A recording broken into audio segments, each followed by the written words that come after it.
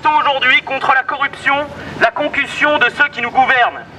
Que ce soit au plan local ou national, voire dans l'Europe de Bruxelles, aucun parti n'échappe à la fraude ou à la corruption. Chaque Français est concerné, puisqu'il s'agit d'argent public. Cet argent que nous versons chaque jour à l'État pour qu'il puisse être mis au service du bien commun. Derrière chaque emploi perdu, chaque nouvelle vague migratoire, chaque délocalisation, se trouve l'abandon ou la trahison de nos élus. Ils n'ont au cœur ni l'intérêt de la France ni celui des Français, mais seulement leurs intérêts propres, celui des financiers et de leur maître, l'argent. La politique n'est plus le service de la nation ou du peuple. C'est devenu une profession, avec un plan de carrière, une rémunération élevée, de multiples avantages, un taux de chômage exceptionnellement bas. Le clientélisme est devenu une part importante de l'activité de nos élus.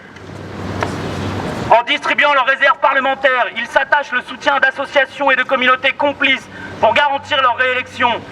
Comme Macron, qui lui n'a jamais été élu, il utilise l'argent public au service de leurs ambitions personnelles. Ou comme Fillon, qui salarie abusivement son épouse, mais qui, plus grave encore, projette de privatiser la sécurité sociale au profit de grands groupes comme AXA, dont on sait que le patron est un proche de Fillon et qu'il est le client du cabinet de conseil de ce même François Fillon. Rappelons-leur que leurs fraudes sont nos impôts, mais rappelons-leur surtout que leurs fraudes sont nos vies.